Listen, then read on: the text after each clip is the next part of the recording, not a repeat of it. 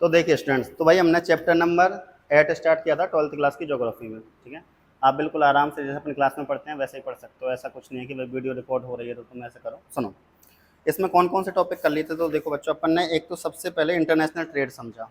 International trade समझने के बाद में हमने हिस्ट्री ऑफ इंटरनेशनल ट्रेड समझा कि भाई पहले इंटरनेशनल ट्रेड कैसे होता था। ठीक है, तो सबसे पहले अगर अपन बात करें तो international trade,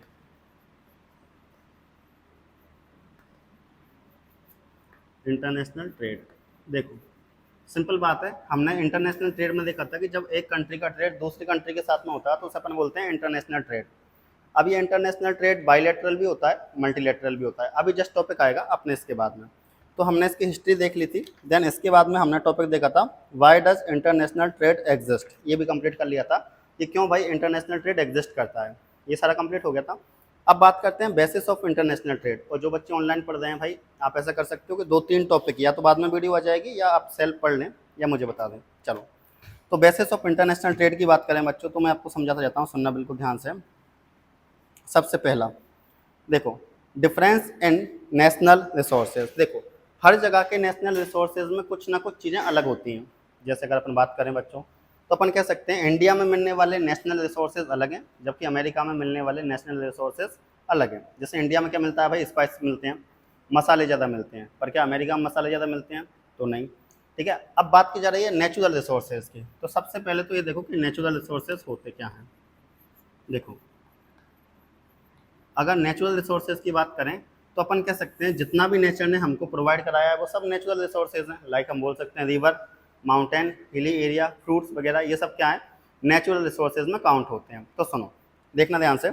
the world's national resources are unevenly distributed. कि भाई पूरे वर्ल्ड में अगर अपन बात करें, जो नेशनल रिसोर्सेज हैं वो अनइवनली डिस्ट्रीब्यूटेड है, मतलब इनका वितरण असमान है। क्या है, इनका वितरण असमान है, अपन ऐसा कह सकते हैं। ठीक है, इसके साथ साथ because of difference in their physical makeup, that is geology, relief, soil and climate। क्योंकि अपन ऐसा कह सकते हैं, क्योंकि देखो अगर इनके फिजिकल जो अगर अपन ने बात करें इनके फिजिकल मेकअप की, तो अपन कह सकते हैं कि भाई जियोलॉजी इनकी अलग है, आ जाइए, रिलीफ अलग है, सॉइल अलग है, क्लाइमेट अलग है। तो अपन कह सकते हैं हर जगह मिलने वाले नेचुरल रिसोर्सेज की जियोलॉजी अलग होती है, हर जगह की रिलीफ अलग होती है, हर जगह पर क्लाइमेट अलग होता है। तो अपन कह सकते हैं और हर जगह पर सॉइल भी अलग होती है। तो अपन कह सकते हैं कि नेचुरल रिसोर्सेज डिपेंड करता है कि कैसी सॉइल मिलेगी, कैसा रिलीफ होगा, कैसा जियोलॉजी होने वाली है, इन सब चीज़ों पर। अगर रिलीफ, जियोलॉजी और क्लाइमेट अगर अच्छा है तो रिसोर्सेज अच्छे मिलने वाले हैं। जैसे हमारे इंडिया में या हमारे राजस्थान में मुख्य तौर पर 12 की बात करूँ तो यहाँ पे अपने को स्पाइसेस ज़्यादा मिलते हैं, मसाले ज़्यादा मिलते हैं, क्योंकि भाई सॉइल भी ऐसी है, क्लाइमेट भी ऐसा है, उस वजह से ऐसा है। ठीक है, आगे देखो बच्चों ध्यान से।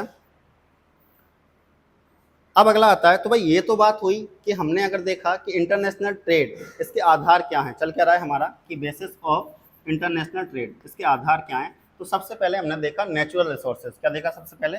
Natural resources. नेचुरल रिसोर्सेज अलग अलग जगह पर अलग अलग होते हैं, हर देश के नेचुरल रिसोर्सेज अलग होते हैं। सेकंड आधार की अगर अपन बात करते हैं तो अपन कह सकते हैं बेटा इसमें जियोलॉजिकल स्ट्रक्चर। क्या कह सकते हैं? Geological structure. जियोलॉजिकल स्ट्रक्चर में देखो ये इसी के अंदर है। सबसे पहले जैसे हमने जियोलॉजी देखा तो इसी का सब पार्ट मान सकते हो आप ए नंबर का, जिसे हम बोल रहे हैं जियोलॉजिकल स्ट्रक्चर। जियोलॉजिकल स्ट्रक्चर की अगर अपन बात करें तो ध्यान से देखना, it determines the mineral resources, base and topographical differences ensure diversity of crop and animals. कि देखो अगर अपन बात करें किसी जगह पर बच्चों क्रॉप कैसी होगी, फसल कैसी होने वाली है, एंड इसके साथ साथ एनिमल्स कैसे होने वाले हैं, वहाँ के एनिमल्स कैसे होने वाले हैं, तो ये डिपेंड करता है दो चीज़ों पर। किन दो चीज़ों पर डिपेंड करता है? तो सुनो ध्यान से। अपन कह सकते हैं एक तो वहाँ की टोपोग्राफिकल डिफरेंस, ठीक है, और इसके साथ साथ अपन कह सकते हैं मिनरल रिसोर्सेज। तो ये दोनों चीज़ें डिपेंड करती हैं बेटा किस पर? एक तो टोपोग्राफी, ये क्या होती है बताऊंगा मैं आपको अभी, और एक मिनरल रिसोर्सेज।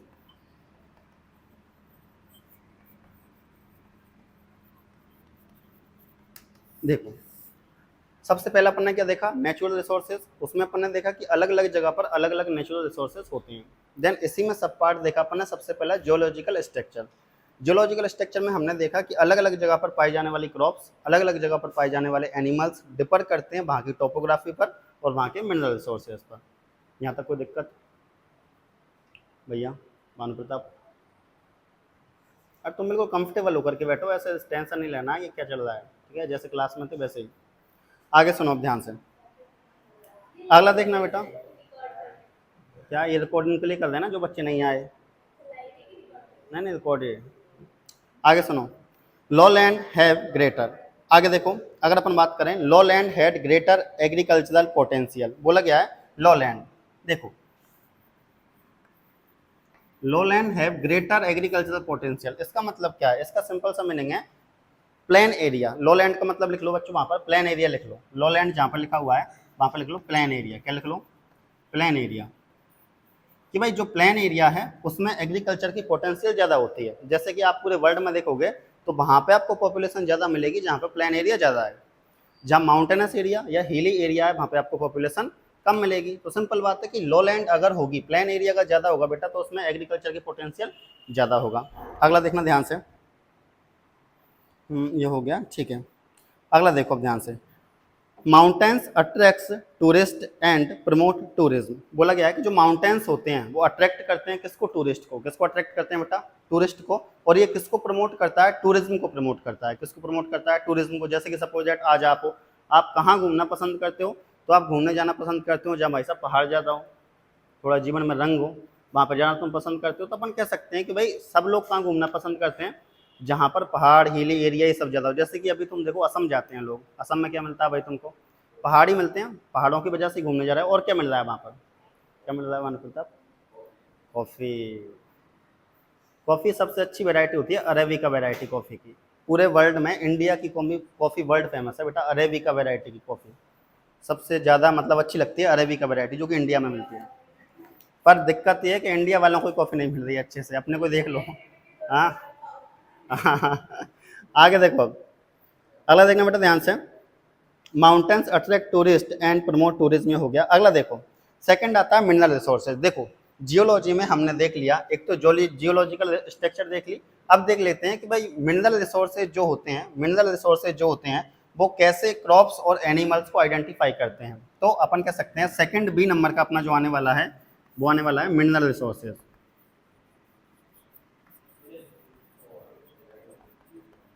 सुनो ध्यान से, मिनरल रिसोर्सेज की अगर अपन बात करें बेटा तो ध्यान से देखना आप, they are unevenly distributed the world over, पूरी दुनिया में अगर अपन देखें तो मिनरल रिसोर्सेज अलग अलग जगह पर अलग अलग तरीके में पाए जाते हैं।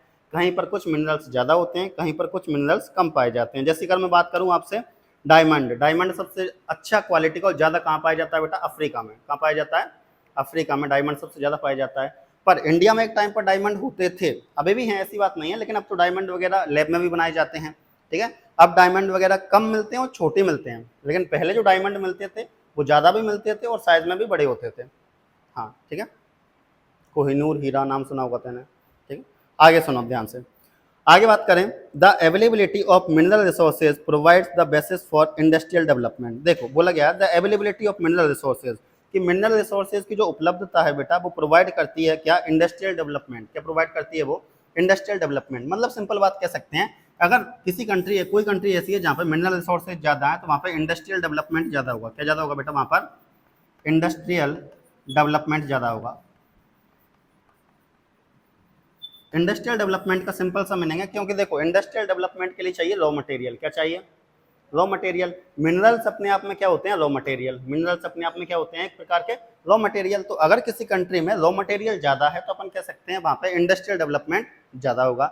और जिस इंडस्ट्री में इंडस्ट्रियल डेवलप जिस कंट्री में इंडस्ट्रियल डेवलपमेंट जितना ज़्यादा होगा वो कंट्री उतना ही रिच होती जाएगी। जैसे कि चाइना देख लो, चाइना में इंडस्ट्रियल डेवलपमेंट ज़्यादा है, उस वजह से वो हमसे आगे है। अगर हमारे इंडिया में भी इंडस्ट्रियल डेवलपमेंट ज़्यादा हो जाएगा तो हम भी आगे हो जाएंगे, सिंपल सी बात, ठीक है। तो ऐसे है, आगे सुनो बच्चों। अगला देखना, जैसे कि एक एग्जांपल देता हूं मैं आपको, जमशेदपुर नाम सुना है आपने, हाँ। तो जमशेदपुर में क्या है, लोहे की इंडस्ट्री ज़्यादा है, लोहा वाला आयरन वाला मिनरल्स वहाँ पे ज़्यादा मिलता है, उस वजह से आयरन और स्टील इंडस्ट्री वहाँ पर सबसे ज़्यादा है जमशेदपुर में। तो अपन कह सकते हैं कि भाई जहाँ पर मिनरल रिसोर्सेज ज़्यादा होंगे वहाँ पर अपन कह सकते हैं इंडस्ट्रियल डेवलपमेंट ज़्यादा होगा, ठीक है। जमशेदपुर एग्जाम्पल, अब मैं जो आपको हर एक लाइन के बाद एग्जाम्पल दूंगा उसको कॉस्टेक में लिख लो। जैसे ये लाइन खत्म हुई है तो लिख लो जमशेदपुर, ताकि तुम्हें पता रहे कि जमशेदपुर में सबसे ज़्यादा क्या है, आयरन और स्टील है, तो वहाँ पे इंडस्ट्रियल डेवलपमेंट ज़्यादा है, ऐसे करके, ठीक है। इससे पहले मैंने आपको अफ्रीका का एग्जाम्पल दिया था डायमंड वाला, वो लिख लो। आगे सुनो, it influences the type of flora and fauna that, climate पर आ चुके हैं अपन, अब क्लाइमेट देखते हैं। देखो तो अपन ने क्या क्या देखा इधर, देखो ध्यान से, पहले अपन ने जियोलॉजी देखा, मिनरल रिसोर्सेज देखा, अब देख लेते हैं अपन क्लाइमेट, तो भाई क्लाइमेट कैसे इफेक्ट करते हैं, सुनो ध्यान से। क्लाइमेट की अगर अपन बात करें तो क्लाइमेट क्या करता है, सुनना ध्यान से, क्लाइमेट प्रभावित करता है, इन्फ्लुएंस करता है the type of flora and fauna that can survive in a given region. अपन बोल सकते हैं कि किसी क्षेत्र में जो फ्लोरा और फोना रहते हैं उनको इफेक्ट करता है, उनको प्रभावित करता है कौन, क्लाइमेट। जैसे कि आपको हर जगह के अलग अलग क्लाइमेट के हिसाब से अलग अलग जगह के फ्लोरा और फोना मिलने वाले हैं। अगर मान के चलो आप कैसे किसी ऐसे क्लाइमेट में हो जो बहुत ज़्यादा कोल्ड है, तो फिर आपको वहाँ पर उसी प्रकार के क्या मिलेंगे, फ्लोरा और फोना मिलेंगे। जो फ्लोरा मिलने वाले हैं वो ज़्यादा पत्तियों वाले नहीं होंगे, मतलब ज़्यादा उनमें लीव्स वगैरह नहीं होने वाली हैं, और जो फोना मिलने वाले हैं अपन कह सकते हैं उनके अंदर ऐसी प्रॉपर्टीज़ होंगी कि वो ठंड को सहन कर सकें, कोल्डनेस को सहन कर सकें। ठीक है, इतना याद रखना है।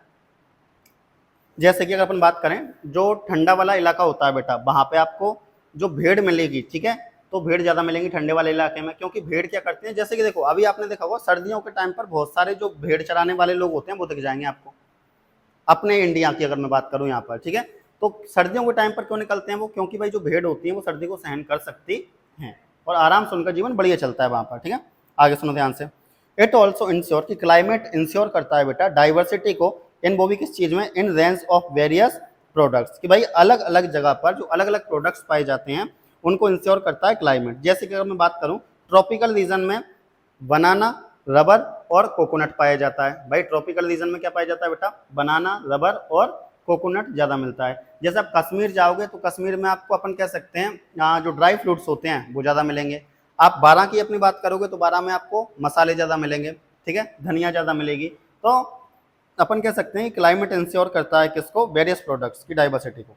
आगे देखो, जैसे कि आगे देखो एग्जांपल दिया गया है, wool production can take place in cold region, कि भाई जो ऊन का उत्पादन है वो कहाँ पर होता है बेटा, कोल्ड रीजन में होता है, ठंडे क्षेत्रों में होता है। आगे सुना ध्यान से, हाँ आगे देखना, bananas, rubber and Coca can grow in tropical region, लेकिन बनानास की बात करें, रबर की बात करें, इसके अलावा कोका की बात करें, ठीक है, तो ये सब कहाँ पर होता है, ट्रॉपिकल रीजन में होता है, ठीक है। कोका क्या होता है, चॉकलेट बनती है, ठीक है, इसके बीज आते हैं बच्चों, ठीक है, इसके बीज आते हैं बिल्कुल कॉफी कलर के, मतलब डार्क ब्लैक मान के चलो, थोड़ा सा ऐसे आते हैं, ठीक है। फिर इनको सुखाया जाता है, इनको थोड़ा जाता है, इनमें परफ्यूम मिलाई जाती है, देन उसके बाद आपकी चॉकलेट बन के आती है। आगे सुनो बच्चों ध्यान से, अगला आता है पॉपुलेशन फैक्टर, की पॉपुलेशन फैक्टर कैसे इफेक्ट करता है, कैसे प्रभावित करता है भाई ट्रेड को, तो सुनना बच्चों ध्यान से, the size distribution and diversity of people between countries affect the type and volume of goods traded. सुनो ध्यान से, बोला गया है कि भाई the size distribution and diversity of people, कि एक तो लोगों की संख्या, इसके साथ साथ में अपन कह सकते हैं डाइवर्सिटी ऑफ पीपल, और इसके साथ साथ में लोगों का वितरण बिटवीन कंट्रीज, देशों के बीच में, affect the type and volume of goods traded. देखो अगर मान के चलो कोई देश ज़्यादा बड़ा है तो वहाँ पर ट्रेड ज़्यादा होगा, अगर उस कंट्री में मिनरल रिसोर्सेज या एग्रीकल्चरल रिसोर्सेज कम है तो, जैसे इंडिया ज़्यादा ट्रेड करता है, रीज़न क्या है भाई, पॉपुलेशन इतनी है। हम अमेरिका से क्या ले रहे हैं भाई साहब, ऑयल ले रहे हैं, अमेरिका से क्या ले रहे हैं हम, अमेरिका से ऑयल ले रहे हैं, क्यों ले रहे हैं, पॉपुलेशन इतनी है, डिमांड पूरी नहीं हो पा रही है, ठीक है। अगर मान के चलो जैसे कि एक बार फूड क्राइसिस आया था इंडिया में, जब ग्रीन रेवोल्यूशन आया था, ठीक है, तो ग्रीन रेवोल्यूशन में हमने अमेरिका, मैक्सिको से क्या किया, HYV हाई यील्डिंग वेराइटी के सीड्स मंगवाए थे। हाई यील्डिंग वेराइटी के सीड्स की अगर अपन बात करें तो ग्रीन रेवोल्यूशन एक तो अपन कहते हैं गेहूं के लिए आया था, और इसके साथ साथ एक अपन कह सकते हैं चावल के लिए आया था, इन दो चीज़ों के लिए ग्रीन रेवोल्यूशन आया था। तो हमने ये क्यों मंगवाया, क्योंकि भाई हमारी जो पॉपुलेशन है उसकी पूरी डिमांड पूरी नहीं हो रही थी, तो उस वजह से, ठीक है। तो अपन कह सकते हैं कि अगर कोई ऐसा कंट्री है बेटा जहाँ पे पॉपुलेशन का साइज ज़्यादा है तो गुड्स का ट्रेड भी उतना ही ज़्यादा होगा, और अगर कोई छोटा देश है तो ट्रेड की ज़्यादा आवश्यकता नहीं है। आगे देखो बच्चों, जैसे कि यहाँ पे एग्जांपल दिया गया कि देखो चीन, चाइना जो है एक बड़ी पॉपुलेशन वाला कंट्री है, इंडिया उससे भी बड़ी पॉपुलेशन वाला कंट्री है, तो यहाँ पे अगर अपन बात करें बेटा तो जो क्लॉथ्स होने वाले हैं वो सस्ते मिलने वाले हैं, और इलेक्ट्रॉनिक्स आइटम्स जो मिलने वाले हैं वो भी सस्ते मिलने वाले हैं। तो देखो आज मान के चलो कि इंडिया है, अगर इंडिया में अगर अपन बात करें कपड़े मान के चलो बहुत ज़्यादा महंगे हो गए, तो क्या तुम्हें लगता है कि अपन जैसे मिडिल क्लास आदमी अच्छे कपड़े अफोर्ड कर पाएंगे, नहीं कर पाएंगे भाई। आज तुम सुंदर सुंदर से कपड़े पहन के बैठे हुए हो, भानु प्रताप जमजमा के बैठा है, तो क्यों बैठा है जमजमा के, रीज़न क्या है कि भाई अपन अफोर्ड कर पा रहे हैं अच्छे कपड़ों को, अपन क्या कर पा रहे हैं, अफोर्ड। नहीं भानु, मजाक नहीं कर रहा हूँ। तो भानु अंडर एस्टिमेट नहीं होना है। क्या होता है देख, जब तुझे लगे, हाँ थैंक यू यार, जब तुझे लगे, कोई बात नहीं अरे थैंक यू। जब तुझे लगे ना भानु प्रताप का अंडर एस्टिमेट हो रहा तो मेरे से मिला कर, ऐसे टेंशन वेंशन नहीं लेना है। आगे सुनो, खैर तो आगे बात करें, क्या हो, अरे नहीं तुम तो आराम से चलने दो। आगे सुनो बच्चों ध्यान से, नहीं कटमट नहीं करेंगे, चलने दो ना, क्या ही है भाई, क्लास होती है तो क्लास में 10 बातें होती हैं। ऑफलाइन क्लास तो ऐसी होती है बच्चों, वो डिजिटल बोर्ड पर थोड़ा बन रहा है कि एक ही उद्देश्य है केवल भाई साहब पढ़ाना ही है। वही तो, अरे बच्चों का टाइम पास भी होना चाहिए, उनको एंजॉयमेंट भी तो आना चाहिए पढ़ने में। आगे सुनो, हाँ हाँ, अब क्या करें साहब, समय के साथ साथ में इनका डिजिटल बोर्ड छोड़ के इस पर आ गए, हर परिस्थिति में आना चाहिए। चलो, अरे सुनो, सुनिए बच्चों, सुनिए ध्यान से। अगला देखो कल्चरल फैक्टर क्या है, अगला देखो बच्चों कि कल्चरल फैक्टर्स क्या हैं, तो सुनना ध्यान से। भानु प्रताप, भानु प्रताप तेरी तेरी आवाज आएगी वीडियो में, बाद में ध्यान रख लेना है। कल्चरल फैक्टर सुनो, distinctive form of art and craft develop in certain areas. अगर अपन बात करें बेटा, देखो कि अगर अपन बात करें कुछ विशेष क्षेत्र ऐसे होते हैं, कुछ विशेष एरिया ऐसे होते हैं जहाँ पे एक विशेष प्रकार की आर्ट एंड क्राफ्ट डेवलप होती है। जैसे कि बनारस की साड़ी, जब भी महिलाएं घूमने जाते हैं भाई साहब तो बनारस की साड़ी जरूर लेकर के आती हैं, अगर बनारस गई हैं तो फिर आके अपनी सहेलियों को बताएंगी भाई साहब साड़ी कहाँ से लाई हूँ, बनारस से लाई हूँ भाई साहब। तो ऐसे अपन कहते हैं कि हर एक एरिया में हर अलग अलग आर्ट एंड क्राफ्ट फेमस होता है। आगे देखो बच्चों ध्यान से, culture which are valued the world over, कह सकते हैं। और देखो हर एक कल्चर में अपना अपना खुद का आर्ट एंड क्राफ्ट होता है बेटा, जिसकी वैल्यू पूरे वर्ल्ड में होती है। जैसे आज बनारस की साड़ी पूरी दुनिया में जानी जाती है भाई, ठीक है। राजस्थानी दाल बाटी चूरमा पूरी दुनिया में फेमस है भाई, अमेरिका के लोग तड़प रहे हैं कि भाई साहब कैसे बनाएं, ठीक है। तो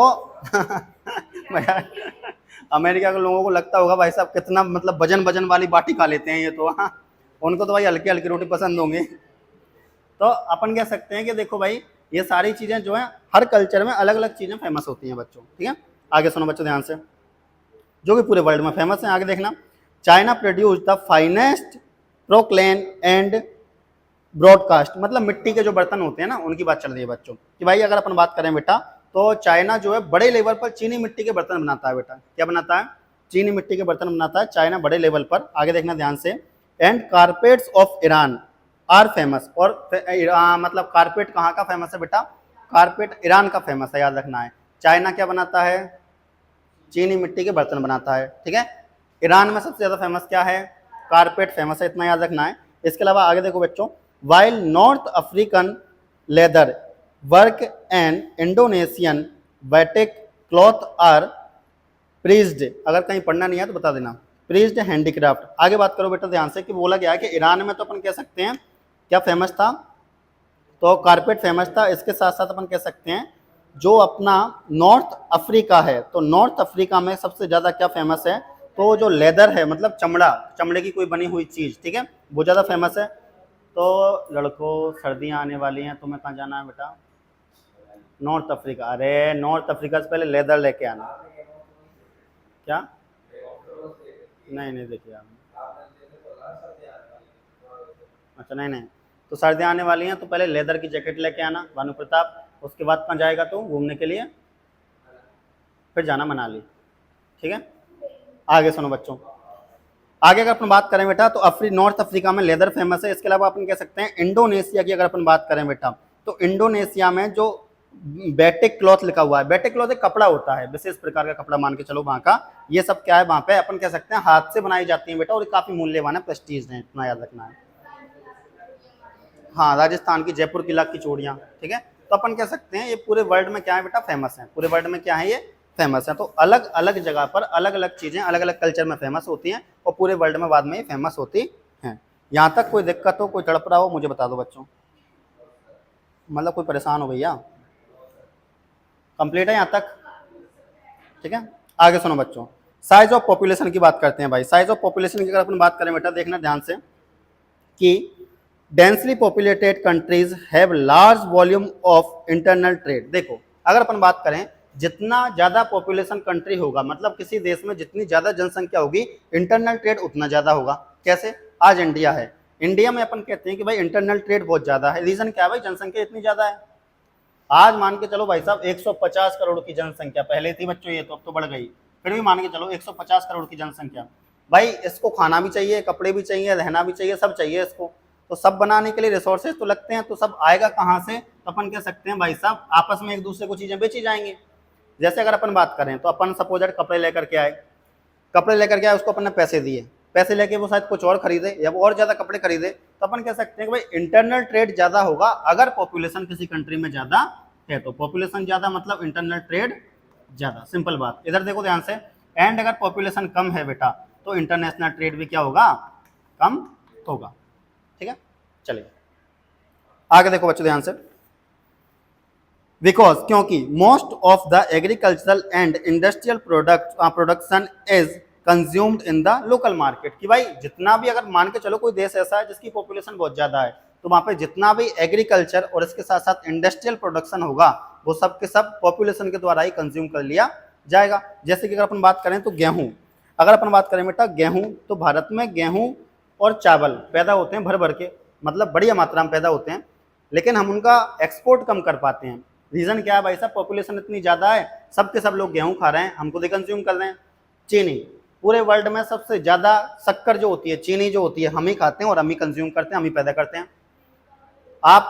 जैसे आप मान के चलो आप दुबई जाओगे तो वहां पे आपको मिठाइयाँ बहुत कम शॉप पर मिलेंगी, मिठाइयों की शॉप कम है वहां पे। इंडिया में देखो हर चीज के लिए मिठाई, भाई साहब पास हो गए तो मिठाई, फैल के गम में मिठाई, हर चीज में मिठाई चल रहा है यहाँ तो अपन कह सकते हैं इंडिया में सबसे ज्यादा क्या है? चीनी है बच्चों। ठीक है, तो ऐसे कह सकते हैं अगर पॉपुलेशन ज्यादा होगी तो इंटरनल ट्रेड ज्यादा होगा। बिकॉज अपन ऐसा कह सकते हैं कि जो पॉपुलेशन है उसकी नीड को पूरा करने के लिए वो खुद कंजम्पशन कर लेते हैं उसका। आगे सुनो, अगला देखो बच्चों। Standard of living of the population determines the demand for better quality imported products. देखो अगर अपन बात करें बेटा, आपका स्टैंडर्ड ऑफ लिविंग डिफाइन करेगा कि आप स्टैंडर्ड प्रोडक्ट को खरीद पाओगे, इंपोर्ट कर पाओगे या नहीं। जैसे मान के चलो स्टैंडर्ड ऑफ लिविंग का मतलब पैसे की बात है कुल मिलाकर के। ऐसा मानो अगर आप पैसे वाले हो तो आपकी जो लाइफ स्टाइल है वो क्या है? अच्छी होने वाली है। लाइफ स्टाइल अच्छी है मतलब अपन कह सकते हैं आप स्टैंडर्ड क्वालिटी के क्लॉथ या स्टैंडर्ड क्वालिटी के रिसोर्सेज को क्या कर पाओगे? इंपोर्ट कर पाओगे। अब देखो किसी भी देश में किसी भी ह्यूमन बीइंग का अगर अपन कहें कि स्टैंडर्ड लिविंग कैसे आती है, तो सिंपल बात है, पर कैपिटल इनकम अच्छी होनी चाहिए। क्या अच्छी होनी चाहिए बच्चों? पर कैपिटल इनकम। अब पर कैपिटल इनकम अच्छी कैसे होगी? तो इसके लिए अपन ऐसा कह सकते हैं कि भाई साहब जीडीपी ग्रोथ अच्छी हो। क्या अच्छी होनी चाहिए? जीडीपी ग्रोथ अच्छी होनी चाहिए। अगर जीडीपी ग्रोथ अच्छी है, अरे चुप हो जाओ दोनों, अगर जीडीपी ग्रोथ अच्छी है तो अपन ऐसा कह सकते हैं कि भाई साहब पर कैपिटल इनकम अच्छी होगी। पर जैसे कि देखो इंडिया 4th नंबर की लार्जेस्ट जीडीपी वाली कंट्री है, लेकिन फिर भी यहाँ पे अभी पर कैपिटल इनकम लोगों की उतनी नहीं है। हालांकि डेटा तो ये बताता है कि पर कैपिटल इनकम बहुत अच्छी है, लेकिन क्या है कुछ लोग अभी भी ऐसे हैं जो पर कैपिटल इनकम से बहुत पीछे हैं, उनका डेटा शामिल नहीं है। आगे सुनो बच्चों ध्यान से। हाँ, with low standard of living only a few people can afford to buy costly imported goods. बोला क्या है कि अगर मान के चलो बच्चों आपका स्टैंडर्ड लिविंग जो है वो काफी लो है, मतलब कह सकते हैं जीवन स्तर या जीवन जीने का तरीका जो है वो काफी लो है, तो केवल कुछ लोग ही ऐसे होंगे जो क्या कर पाएंगे? जो कॉस्टली चीजें हैं उनको अफोर्ड कर पाएंगे। जैसे कि अभी तुम इंडिया देखो, भारत में केवल कुछ लोग ऐसे हैं जो महंगी चीजों को अफोर्ड कर पाते हैं। जैसे कुछ भाई यहाँ पे बुलेट लेके आते हैं तो महंगी चीज़ है भाई, अफोर्ड कर पा रहे हैं क्योंकि उनके पिताजी का स्टैंडर्ड ऑफ लिविंग अच्छा है। अभी उनका नहीं है, अभी तुम्हारा स्टैंडर्ड ऑफ लिविंग अच्छा नहीं है क्योंकि तुम पैसे नहीं कमाते बच्चों। बाद में जाकर के तुम पैसे कमाओगे तो डिफाइन करेगा कि आपका जो स्टैंडर्ड ऑफ लिविंग है वो अच्छा होगा या नहीं होगा। जैसे अभी मैं भाई अपन मिडिल क्लास आदमी, अपना स्टैंडर्ड ऑफ लिविंग ज़्यादा अच्छा नहीं है भाई, लो लेवल पर जी रहे हैं आराम से, छोटी सी बाइक लेकर के आते हैं भाई साहब। ठीक है, तो ऐसा करके चलिए आगे देखो, अगला देखना बच्चों ध्यान से, stage of economic development. Economic development की बात करते हैं बेटा, ध्यान से देखना। यहां तक कोई दिक्कत है क्या किसी को? भैया ओ सोने आया है क्या कबूतर? आगे सुनो, ध्यान रख लेना, जिसको भी डाटा मैं शॉर्ट्स निकाल निकाल के डालूंगा फिर इसलिए बिल्कुल सही बैठे रहो। स्टेज ऑफ इकोनॉमिक डेवलपमेंट, सुनो ध्यान से। एट डिफरेंट स्टेज, अरे फिर सो गया ये भानु प्रताप, उठा से घर चल जा गधे। आगे सुनो। At different stage of economic development of countries, अगर अपन बात करें बेटा कि at different stage of economic development of countries, क्या अलग अलग कंट्री के बेटा इकोनॉमिक स्टेज की अगर अपन बात करें, the nature of item traded अरे अंडरगो चेंज। सुनो बच्चों ध्यान से,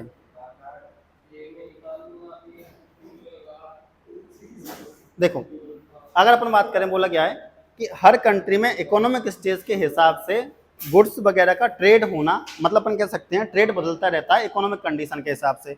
जैसे कि अगर अपन बात करें, अरे कोई ना सुनो, जैसे कि अगर अपन बात करें बच्चों, तो पहले इंडिया से अपन कह सकते हैं मसाले और केवल कपड़ों का एक्सपोर्ट किया जाता था। पॉइंट ये बोल रहा है कि अगर अपन बात करें तो हर एक इकोनॉमिक स्टेज में हर एक कंट्री के ट्रेड की गई वस्तुओं की क्वांटिटी, क्वालिटी और टाइप्स ये बदलता रहता है। अभी बदलता कैसे है, जैसे कि पहले अगर अपन बात करें तो इंडिया से केवल कपड़े और मसाले, इन्हीं चीज़ों को एक्सपोर्ट किया जाता था, लेकिन अब दवाइयों, मेडिसिन को भी एक्सपोर्ट किया जाता है। जेनेरिक मेडिसिन का भी नाम सुना तुमने? जेनेरिक मेडिसिन, जेनेरिक मेडिसिन नाम सुना?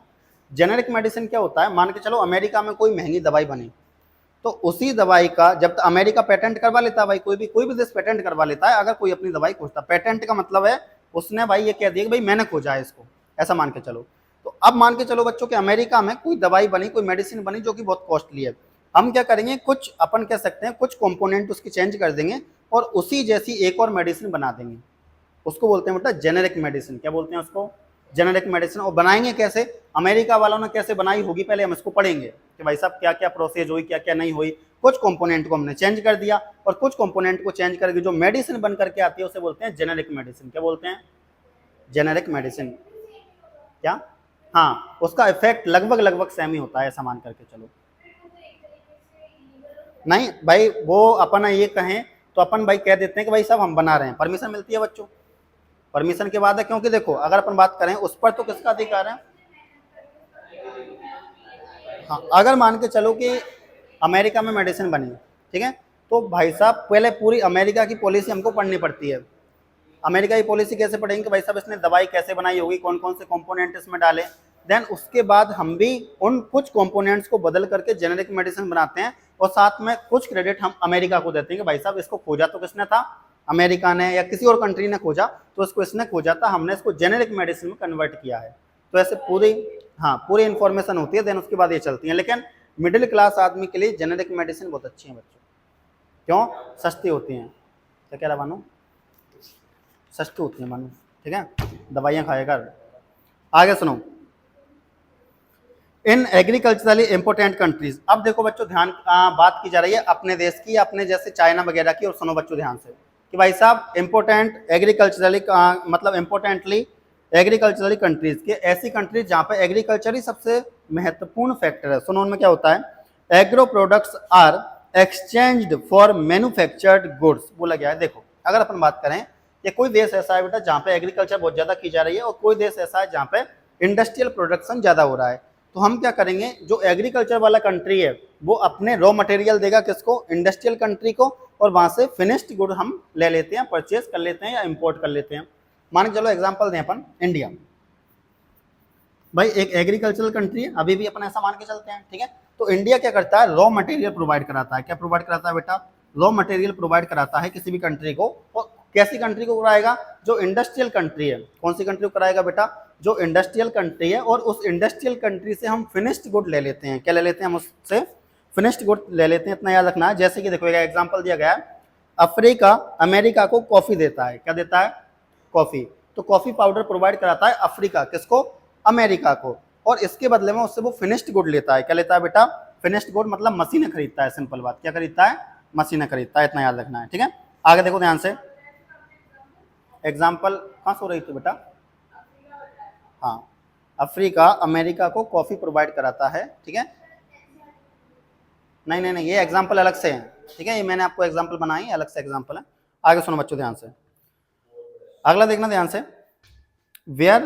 Whereas industrial nations export machinery and finished product and import food grain and other raw material. देखो अगर अपन बात करें, जो इंडस्ट्रियल कंपनी है वो क्या इंपोर्ट करती है, फूड ग्रेन इंपोर्ट करती है। जैसे कि अगर मान के चलो कोई देश ऐसा है जहाँ पर मशीनरी बहुत ज्यादा है, मतलब अपन कह सकते हैं मैकेनाइजेशन बहुत ज्यादा है, इंडस्ट्रियल डेवलपमेंट या इंडस्ट्रियल प्रोडक्शन बहुत ज्यादा है, उस देश को क्या चाहिए भाई साहब, खाना चाहिए, कपड़े चाहिए, ठीक है, क्योंकि कपड़े भी रॉ मटेरियल से बनते हैं बच्चों।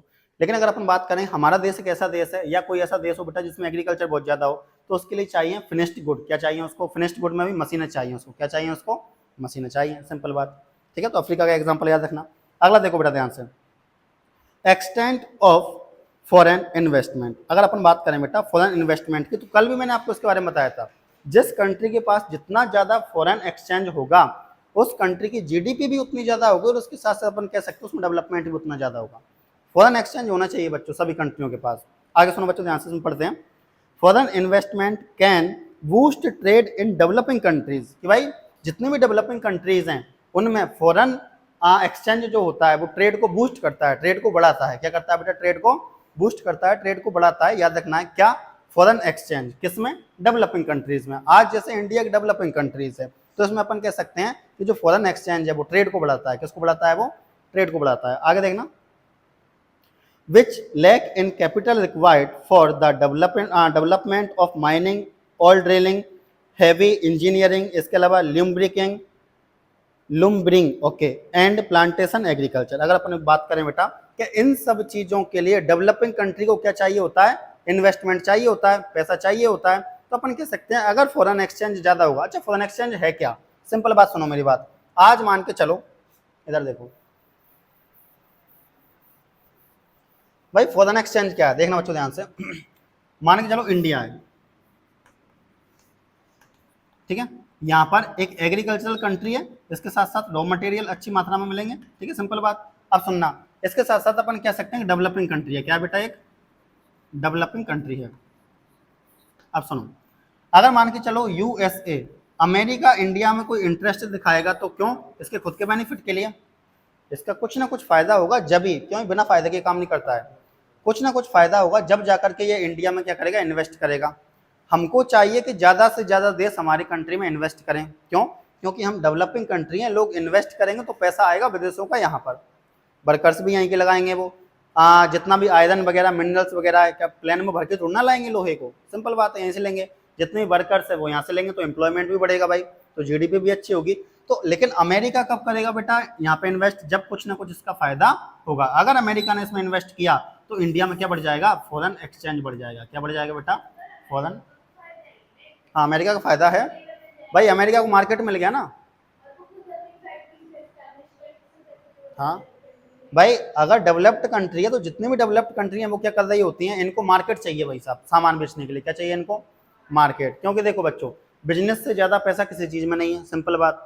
तो अगर मार्केट चाहिए तो इंडिया सबसे बड़ा मार्केट है पूरे वर्ल्ड में। आज पूरे वर्ल्ड में इंडिया सबसे बड़ा मार्केट है बच्चों, हर चीज के लिए। इतनी ज्यादा पॉपुलेशन, जितनी पॉपुलेशन उतनी रिक्वायरमेंट रिसोर्सेज की। क्योंकि देखो पॉपुलेशन ज्यादा है तो लोगों के लिए रहना, खाना, कपड़े, दवाइयाँ सब चाहिए।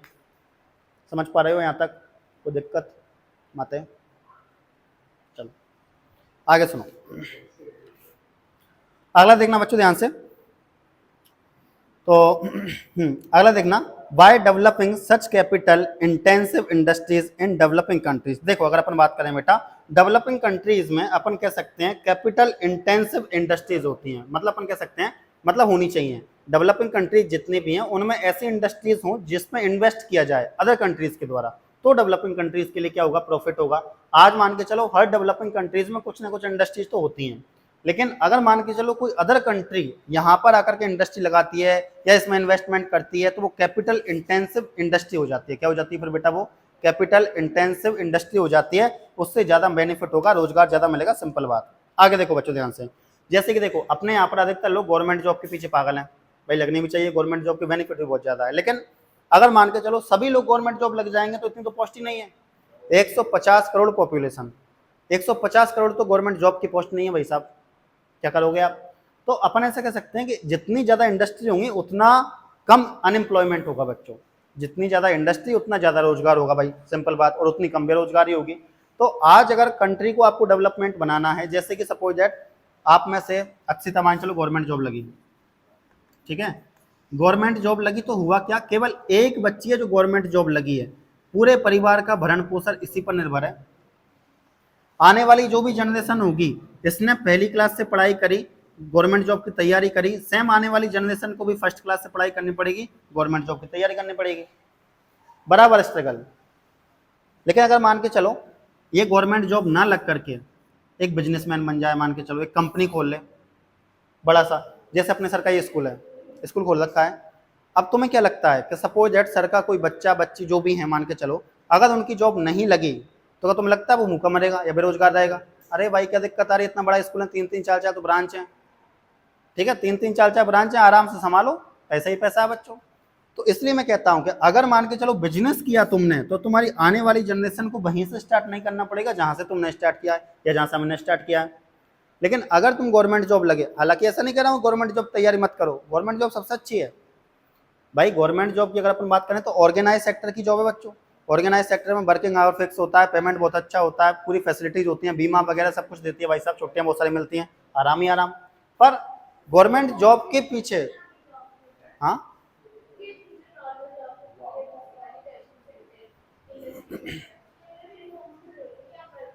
हाँ भाई, जो अनऑर्गेनाइज सेक्टर है, देखो इंडस्ट्रीज वगैरह की जितनी भी जॉब है वो सब अनऑर्गेनाइज सेक्टर की जॉब है बच्चों। इन सब में क्या होता है ना, एक प्रकार से एक्सप्लॉयटेशन मान करके चलो तुम। भाई गवर्नमेंट जॉब अच्छी मानता हूं मैं, और गवर्नमेंट में आपको एडवाइस ये देता हूं, हाँ मैं आपको एडवाइस ये देता हूं कि भाई साहब पहले तो ट्राई करें गवर्नमेंट जॉब लग जाए बच्चों। अगर आपको लगे कि भाई साहब मुझे तो इसमें इंटरेस्ट है ही नहीं, मुझे तो गवर्नमेंट जॉब करनी ही नहीं, तो फिर आप जाएं अनऑर्गेनाइज सेक्टर की जॉब पर, या तो किसी कंपनी में आप कर सकते हो या खुद का आप स्टार्ट कर सकते हो। बट इसमें क्या है ना, बहुत सारी दिक्कतें हैं। दिक्कत क्या है भाई साहब, महिलाएं या अपन कहें जो फीमेल वर्कर हैं उनका टाइम ड्यूरेशन बढ़ा दिया जाता है, उनको पेमेंट कम दिया जाता है, ठीक है। इसके अलावा अपन कह सकते हैं मैटरनिटी लीव कम दी जाती है, उनकी फैसिलिटीज की चीजें वहां पे अवेलेबल नहीं होती, ये सब मामला गलत है भाई। अगर आपके फील्ड में कोई वीमेन वर्कर है तो उसका ध्यान रखो भाई तुम। इसके साथ साथ में वर्किंग आवर फिक्स होने चाहिए। जैसे कि देखो जितने भी कॉर्पोरेट फील्ड में पुरुष और महिलाएं काम करती हैं, उनका टाइमिंग पता है आपको? 9 बजे से घर से निकलते हैं भाई साहब, 5 बजे आ रहे हैं। सोचो आप कितना टाइम हुआ, 8-9 घंटे हो गए। पेमेंट कितना मिल रहा है भाई साहब? 20-30-40 हज़ार रुपए। 40 तो मैंने आपको ज्यादा बता दिया बच्चों, 25-20 ये मिलता है, ठीक है। प्राइवेट टीचर ही बन सकते हो तुम, प्राइवेट टीचर में बेनिफिट है बच्चों। आगे सुनो क्या, अगला देखना ध्यान से। पर प्राइवेट टीचिंग में ध्यान रखना आपकी क्वालिटी बहुत अच्छी होनी चाहिए, मतलब आपका ऐसा हो कि बच्चे कहें कि हाँ भाई बढ़िया पढ़ाता है। आगे सुनो बच्चों, तो अगला देखना बच्चों ध्यान से। The industrial nation ensure import of food stuff. अगर अपन बात करें बेटा, देखो इंडस्ट्रियल नेशन जो होंगे वो क्या इंपोर्ट करेंगे? Food stuff. क्या इंपोर्ट करेंगे बेटा? उनको चाहिए भोजन।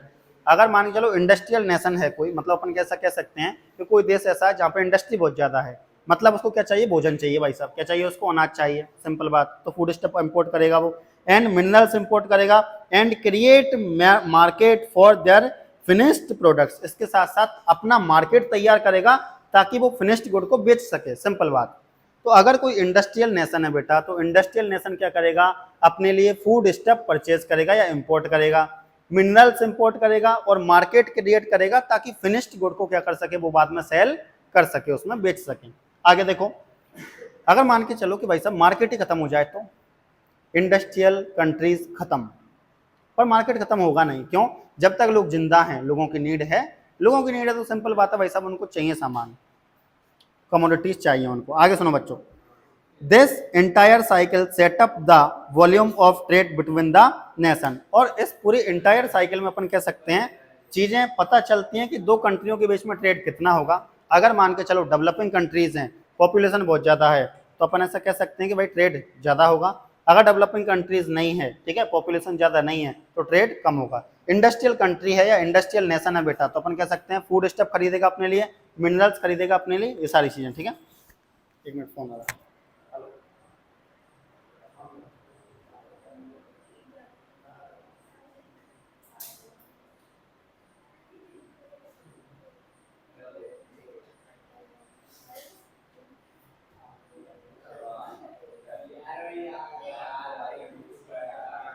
आगे देखो बच्चों,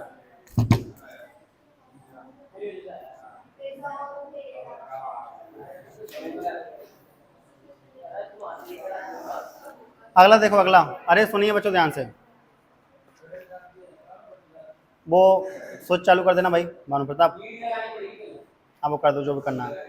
सुनो अब ध्यान से, तो याद रखना है, अगर देवी सुन ले, अगर मान के चलो इंडस्ट्रियल नेशन है तो फूड स्टफ खरीदेगा अपने लिए, मिनरल्स खरीदेगा, मार्केट क्रिएट करेगा ताकि ज्यादा से ज्यादा क्या हो सके, ट्रेड हो सके, चीजों को बेचा जा सके, ठीक है। अगला देखो बच्चों ध्यान से, अब बात करते हैं ट्रांसपोर्ट की, ट्रांसपोर्ट की बात करते हैं, सुनना ध्यान से। इन ओल्डन टाइम, अगर पुराने समय की अगर अपन बात करें बेटा, lack of adequate and efficient means of transport restricted trade to local areas. देखो पुराने समय में क्या था बेटा, पुराने समय में अपन कह सकते हैं ज्यादा ट्रांसपोर्टेशन की फैसिलिटीज अवेलेबल नहीं थी, उस वजह से जो ट्रेड था वो लोकल एरिया तक ही सीमित रह गया। कहां तक सीमित रह गया बेटा, लोकल एरिया तक ही सीमित रह गया। अगर मान के चलो ट्रांसपोर्ट की फैसिलिटी ज्यादा होती तो जो ट्रेड है वो लोकल एरिया तक सीमित नहीं रहता, तो भाई वो ज्यादा बढ़ता। जैसे कि मान के चलो पुराने समय में बात करें, पुराने समय में एक लड़का जा रहा है भाई साहब बैलगाड़ी में, मान के चलो गेहूं भर के, कहां तक पहुंच जाएगा, कोटा पहुंच गया भाई साहब, 1-2 दिन लग गया उसको कोटा पहुंचने में। अब दिल्ली पहुंचने में और टाइम लग जाएगा। लेकिन आज देखो बच्चों कितनी सारी ट्रांसपोर्ट की फैसिलिटीज अवेलेबल हैं। तो अगर ट्रांसपोर्ट की फैसिलिटी अवेलेबल होंगी तो ट्रेड जो है वो लोकल लेवल तक लिमिटेड नहीं रहेगा। तो पुराने समय में ट्रेड लोकल लेवल तक लिमिटेड था, रीजन क्या था, ट्रांसपोर्ट की फैसिलिटी अवेलेबल अच्छी नहीं थी। अगला देखो बच्चों, आगे बात करें तो देखना ध्यान से, only high volume item that is jam, silk and spice were traded over long distance. लेकिन उस टाइम पर जैसे कि मैंने आपको बताया कि आज भी पूरे वर्ल्ड में सबसे ज्यादा ट्रेड अगर किसी चीज से होता है तो वाटरवेज से होता है। किससे होता है बेटा, वाटरवेज मतलब जहाजों से, शिप वगैरह से होता है, इतना याद रखना है। अब जो पहले भी अगर अपन बात करें, जो बहुत हाई वॉल्यूम वाले या हाई कॉस्टली जैम मतलब ज्वेलरी वगैरह होते थे, हीरे वगैरह होते थे, इसके साथ साथ में सिल्क जो होता था, इसके साथ साथ में मसाले जो होते थे, इनका केवल लंबी दूरी तक क्या होता था, ट्रेड होता था। बाकी सारी चीजों का या सारी कमोडिटीज का ट्रेड केवल लोकल लेवल तक होता था। कोई दिक्कत है यहां तक, कंप्लीट है यहां तक बच्चों, ठीक है।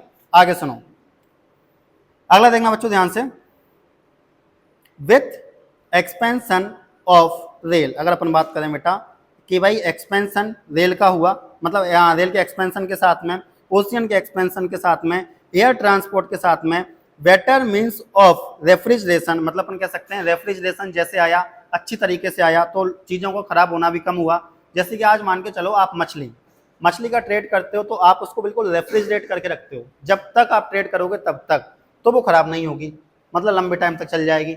लेकिन अगर आपने उसको फिर उसमें नहीं रखा, बर्फ में नहीं रखा, तो वो अपने आप खराब हो जाएगी बच्चों, ठीक है। तो सुनिए, तो भाई ये सारी चीजें जब आई बच्चों, क्या क्या, रेल आया भाई, ट्रांसपोर्टेशन अच्छा हुआ, एयर ट्रांसपोर्टेशन अच्छा आया, बेटर मीन्स ऑफ रेफ्रिजरेशन आया एंड प्रिजर्वेशन आया, तो trade has experienced spatial expansion. तो अपन कह सकते हैं कि भाई साहब व्यापार में बहुत ज्यादा विस्तार हुआ। क्या हुआ बेटा, व्यापार में बहुत ज्यादा विस्तार हुआ, ठीक है। तो अपन कह सकते हैं जब ट्रांसपोर्टेशन अच्छा आया, ट्रांसपोर्टेशन में भी ट्रेन मतलब रेल आई, एयर ट्रांसपोर्टेशन अच्छा आया, वाटर ट्रांसपोर्टेशन पहले भी ठीक था पर बहुत ज्यादा कॉस्टली है और टाइम कंज्यूमिंग प्रोसेस है काफी ज्यादा, ठीक है। तो ये सारी चीजें जब आई फिर जाकर के ट्रेड में क्या होता है बेटा, एक्सपेंशन होता है। यहां तक कोई दिक्कत है तो बताओ। पता है आपको, ऑस्ट्रेलिया से मिल्क और फ्रूट्स ये यूरोप तक हवाई जहाज से जाते हैं बच्चों आज, मिल्क और फ्रूट्स, ठीक है। तो ऑस्ट्रेलिया में जो मिल्क मतलब ऑस्ट्रेलिया से मिल्क और फ्रूट्स हवाई जहाज से, एरोप्लेन से जाते हैं, कहां पर, यूरोप में। आगे सुनो, हाँ मानो प्रताप कुछ कह रहा है, आगे सुनो बच्चों ध्यान से। हाँ, ये अपना एक टॉपिक बच्चों यहाँ पर कंप्लीट हो चुका है, बड़ा भार सा टॉपिक था, सारा की सारा अपन ने कंप्लीट कर लिया, इजी था तो ज्यादा टेंशन वाली बात नहीं थी। और दूसरी बात क्या, मैं कंप्लीट करके भी आया था, मैंने बोला था ना आपको कि आज मैं कंप्लीट करके आया हूँ सारी चीजें, तो यार दिक्कत भी नहीं थी। तो चलो, वरना क्या होता है कभी, नहीं चलने दो, अरे दूसरा टॉपिक पढ़ेंगे ना बच्चों ना। आगे सुनो, बैलेंस ऑफ ट्रेड, थोड़ी देर रुक जाऊं, शांति ले लूं, अरे एक और पढ़ लेते हैं बैलेंस ऑफ ट्रेड, देन उसके बाद सुनिए। बैलेंस ऑफ ट्रेड का मतलब क्या है, कल मैंने आपको बेटा फेवरेबल और नॉन फेवरेबल ट्रेड पढ़ाया था, कल ही हो गया था ये टॉपिक, ऐसा मान के चलो तुम, ये वही है फेवरेबल और नॉन फेवरेबल ट्रेड क्या होता है। सिंपल बात, फेवरेबल ट्रेड का मतलब क्या है कि अगर मान के चलो इंपोर्ट कम हुआ, एक्सपोर्ट ज्यादा हुआ तो फेवरेबल ट्रेड, अच्छा है भाई मामला। जिसमें अपना प्रॉफिट है वो फेवरेबल है। प्रॉफिट किस में होगा? प्रॉफिट होगा एक्सपोर्ट कम करने में, सॉरी एक्सपोर्ट ज्यादा करने में और इंपोर्ट कम करने में। और नॉन फेवरेबल ट्रेड का मतलब क्या है? नॉन फेवरेबल ट्रेड का मतलब है हमारा नुकसान हो, ठीक है। मतलब अपन कह सकते हैं कि अगर मान के चलो आपने इंपोर्ट बहुत ज्यादा किया है, एक्सपोर्ट कम किया है, तो वो नॉन फेवरेबल ट्रेड है। ये पूरा टॉपिक है, पढ़ाऊं क्या इसको? यही है बच्चों, सेम टू सेम देख लो एक बार, चलो कर देता हूं, सुनिए। Balance of trade record the volume of goods and services imported as well as exported by a country to other country. बोला गया है एक कंट्री के द्वारा दूसरी कंट्री से एक चीज एक्सपोर्ट की जाती है या कुछ गुड्स एंड सर्विसेज को इंपोर्ट या एक्सपोर्ट किया जाता है, इसी को बोलते हैं बेटा बैलेंस ऑफ ट्रेड। इसी को क्या बोलते हैं? बैलेंस ऑफ ट्रेड बोलते हैं। आगे सुनना बेटा ध्यान से। इफ यदि the volume of import is more than the value of countries export, अगर मान के चलो कि किसी देश का इंपोर्ट बहुत ज्यादा है एक्सपोर्ट से, तो अपन कह सकते हैं द कंट्री हैज नेगेटिव और अनफेवरेबल बैलेंस ऑफ ट्रेड। तो अपन कह सकते हैं कि भाई साहब उस कंट्री में जो ट्रेड हो रहा है वो नकारात्मक या अनफेवरेबल ट्रेड कहलाएगा। क्या कहलाएगा बेटा? नेगेटिव या अनफेवरेबल ट्रेड कहलाएगा। तो याद रखना है, इधर देख लो ध्यान से, एक बार मैं बता देता हूं, ध्यान से देख लो बच्चों इधर। तो सिंपल बात है कि अगर किसी कंट्री में बच्चों मान के चलो, किसी कंट्री में मान के चलो कि एक्सपोर्ट ज्यादा हो रहा है और इंपोर्ट कम हो रहा है, तो इससे क्या कहेंगे बेटा? ये फेवरेबल ट्रेड है। ये क्या है? फेवरेबल ट्रेड है, अच्छा है, अपन ऐसा कह सकते हैं, फायदा है हमारा, ठीक है। अगर मान चलो किसी कंट्री में एक्सपोर्ट कम हो रहा है और इंपोर्ट बहुत ज्यादा हो रहा है, तो ये अनफेवरेबल ट्रेड है या नेगेटिव ट्रेड है, अपन ऐसा कह सकते हैं, ठीक है। आगे देखो, सेकेंड पॉइंट सेम है बच्चों, ठीक है। If the value of export is more than the value of import, then the country has positive और फेवरेबल बैलेंस ऑफ ट्रेड कहा जाता है। यहां तक कोई दिक्कत? चलो अगला देखो बच्चों ध्यान से। Balance of trade and balance of payment have serious implications for a country economy. बोला गया बेटा कि बैलेंस ऑफ ट्रेड और बैलेंस ऑफ पेमेंट जो है वो किसी भी कंट्री के लिए क्या है, उसकी अर्थव्यवस्था पर बहुत ज्यादा इंप्लीकेशन, असर डालता है, बहुत गहरा असर डालता है। मतलब अगर किसी कंट्री का बैलेंस ऑफ ट्रेड बहुत अच्छा है, किसी कंट्री का बैलेंस ऑफ ट्रेड होने के साथ साथ में अपन कह सकते हैं वहां पे बैलेंस ऑफ पेमेंट बहुत अच्छा है, तो अपन कह सकते हैं कि उस कंट्री की अर्थव्यवस्था पर ये सबसे ज्यादा असर डालेगा। अगर फेवरेबल बैलेंस है किसी कंट्री में तो देश का डेवलपमेंट ज्यादा होगा, अगर नॉन फेवरेबल बैलेंस है किसी कंट्री में तो देश का डेवलपमेंट कम होगा, ठीक है। कोई दिक्कत है यहां तक? अगला देखो ध्यान से। A negative balance would mean that the country spend more on buying goods than it can earn by selling its goods। बोला गया है कि भाई एक नेगेटिव या अनफेवरेबल ट्रेड का मतलब क्या है कि एक देश जिसने बहुत ज्यादा पैसा खर्च कर दिया बेटा वस्तुओं को और कमोडिटीज को खरीदने में, किसकी तुलना में? भाई उसने उतनी ज्यादा वस्तुएं बेची नहीं है, उतना पैसा कमाया नहीं है जितना पैसा उसने कमोडिटीज को या गुड्स और सर्विसेज को खरीदने में गवा दिया। समझ पा रहे हो? ये होता है बेटा अनफेवरेबल ट्रेड। आगे देखो, अगला देखो ध्यान से। This would ultimately lead to exhaustion, क्या लिखा है? Okay, exhaustion of its financial reserve. अगर अपन बात करें बेटा, इससे देश की अपन कह सकते हैं जो फाइनेंशियल रिजर्व है, इसका मतलब देख लो मुद्रा भंडार, जो फाइनेंशियल रिजर्व है वो धीरे धीरे क्या हो जाता है बेटा? कम होता जाता है। कि अगर मान के चलो कोई देश ऐसा है बेटा जो एक्सपोर्ट बहुत ज्यादा कर रहा है और इंपोर्ट कम कर रहा है, तो अपन कह सकते हैं इससे कंट्री का क्या होता है? फाइनेंशियल रिजर्व कम हो जाता है। क्या कम हो जाता है बेटा? फाइनेंशियल रिजर्व कम हो जाता है। जैसे कि मैं आपको एग्जांपल दूं तो भाई साहब पाकिस्तान में डॉलर का फाइनेंशियल रिजर्व गिर गया। कैसे गिर गया? पाकिस्तान ने कर्जा लिया, उससे चुकता तो है नहीं, पहली बात। दूसरी बात क्या है? कर्जा मान के चलो थोड़ी बहुत चुका भी देता है, जब तक दूसरा कर्जा और ले लेता है भाई साहब, तो कुल मिलाकर के वो तो कर्जमान हो रखा है, मतलब कर्ज में दबा हुआ है। चाइना से कर्ज ले लेता है, कभी कभी अमेरिका से कर्जा ले रहा है, कभी चाइना से कर्जा ले रहा है। तो इसलिए कह सकते हैं कि चाइना में डॉलर का क्या गिर गया बेटा? रिजर्व गिर चुका है। मतलब अपन कह सकते हैं डॉलर की वैल्यू वहां पे खत्म हो गई है, उसको डॉलर अब नहीं दिया जाएगा। क्यों? क्योंकि भाई साहब पहले का ही नहीं चुका। तो अपन कह सकते हैं कि पाकिस्तान में डॉलर का जो रिजर्व है वो घट गया है, वो कम हो गया। अगला, टाइप्स ऑफ इंटरनेशनल ट्रेड। कि भाई इंटरनेशनल ट्रेड के टाइप क्या हैं, तो सुन लो बच्चों ध्यान से, भी छुटकू सा टॉपिक है। एक तो बाइलेटरल ट्रेड और मल्टीलेटरल, ये आज आते ही बता दिया था मैंने आपको, जैसे ही मैं क्लास में आया था। तो बाइलेटरल ट्रेड और मल्टीलेटरल ट्रेड दोनों के बारे में मैंने आपको बता दिया था। देखो बाइलेटरल ट्रेड का मतलब सिंपल सा, जब ट्रेड दो या दो से अधिक देशों के बीच में होता है तो बाइलेटरल मतलब दो देशों के बीच में होता है, तो उसे बोलते हैं बाइलेटरल ट्रेड। और मल्टीलेटरल ट्रेड का मतलब है कि जब ट्रेड दो या दो से अधिक देशों के बीच में होता है तो उसे बोलते हैं मल्टीलेटरल ट्रेड, ठीक है। जैसे इंडिया का पाकिस्तान के साथ, सॉरी इंडिया पाकिस्तान के साथ नहीं करें अपन ट्रेड बच्चों, छोड़ो, अपन इंडिया का अपन कर लेते हैं रूस के साथ में, ठीक है। तो मान के चलो इंडिया का रूस के साथ में बेटा ट्रेड हो रहा है, तो दो देशों के बीच में ट्रेड हो रहा है, तो इसे बोलेंगे बायलैटरल ट्रेड। अगर मान के चलो इंडिया का दो या दो से अधिक देशों के बीच में ट्रेड हो रहा है, तो उसे बोलेंगे मल्टीलेटरल ट्रेड। तो बायलैटरल ट्रेड और मल्टीलेटरल ट्रेड कंप्लीट है। सिंपल लैंग्वेज में याद रखना, जब ट्रेड दो देशों के बीच में होता है तो बायलैटरल ट्रेड कहलाता है, जब ट्रेड दो या दो से अधिक देशों के बीच में होता है तो मल्टीलेटरल ट्रेड कहलाता है। बुक के अकॉर्डिंग देख लेते हैं एक बार बच्चों। Bilateral trade is done by two countries with each other, के दो देशों के बीच में होने वाला ट्रेड बायलैटरल ट्रेड है बेटा। They enter into agreement of trade specified commodities among them. देखो इन दोनों देशों के बीच में पहले से ही एग्रीमेंट हो जाता है भाई साहब, स्पेसिफाइड कमोडिटीज को एक्सचेंज किया जाएगा मात्र। अब जैसे मैं आपको एक एग्जांपल देता हूं, देखो ध्यान से, कि इंडिया और भूटान के बीच में अगर अपन बात करें तो इंडिया और भूटान एक तो इलेक्ट्रिसिटी और अपन कह सकते हैं जो फूड स्टफ होता है उसकी आपस में क्या करते हैं, ट्रेड करते हैं। भाई साहब अगर अपन बात करें तो इंडिया और भूटान में किस किस का ट्रेड होता है बेटा, इन दोनों के बीच में इलेक्ट्रिसिटी और जो फूड स्टफ होता है इन दोनों का ट्रेड होता है, इन दोनों कंट्रीज के बीच में, ठीक है। तो याद रखना है बायलैटरल ट्रेड में एक स्पेसिफाइड कमोडिटीज का ही ट्रेड होता है, पहले से ऐसा एग्रीमेंट हो जाता है भाई साहब। अगला देखो ध्यान से, फॉर एग्जाम्पल के लिए कंट्री ए में agree to trade some raw material, कि भाई साहब एक कंट्री ऐसी है बेटा जिसका नाम है ए नाम की कोई कंट्री ऐसा मान के चलो, जो क्या करती है, में एग्री राजी हो जाती है, टू ट्रेड के लिए, व्यापार के लिए बेटा, सम रॉ मटेरियल कुछ रॉ मटेरियल के व्यापार के लिए राजी हो जाती है, विथ एग्रीमेंट एक एग्रीमेंट के साथ में, मतलब एग्रीमेंट के साथ में, to purchase some other specified item to country B और वाइस वर्सा। बोला गया है कि देखो बदले में अगर अपन बात करें कंट्री ए जो है वो रॉ मटेरियल के ट्रेड के लिए तैयार है और इसके बदले में वो कंट्री बी से कुछ और स्पेसिफिक मटेरियल या आइटम खरीदना चाहती है। कंप्लीट है यहां तक, तो इसे बोलते हैं बायलैटरल ट्रेड। बायलैटरल ट्रेड, आगे सुनो, मल्टीलेटरल ट्रेड, सुनो बच्चों ध्यान से, multilateral trade is conducted with many trading countries. बोला गया है बच्चों कि मल्टीलेटरल ट्रेड में क्या होता है, जो ट्रेड होता है वो दो या दो से अधिक कंट्रीज के बीच में होता है, इतना याद रखना है।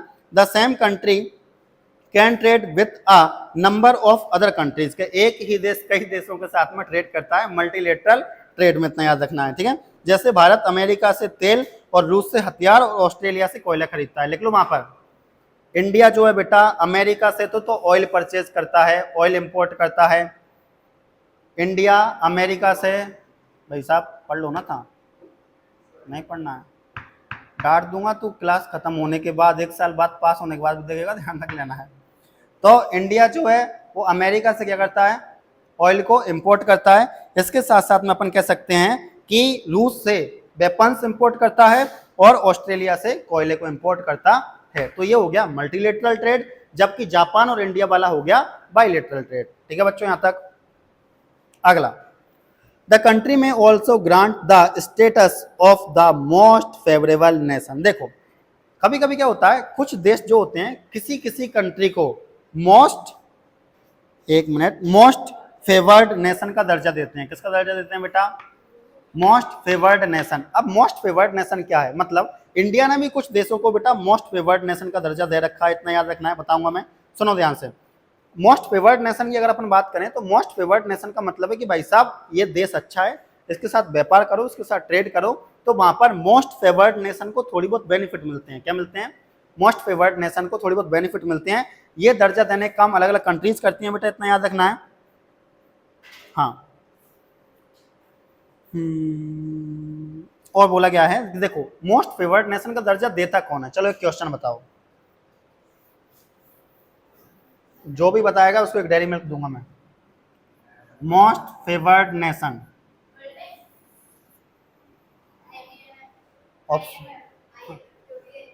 ऑप्शन दूं, क्वेश्चन ये है मोस्ट फेवर्ड नेशन का दर्जा कौन सी ऑर्गेनाइजेशन, कौन सा इंस्टीट्यूशन देता है किसी कंट्री को।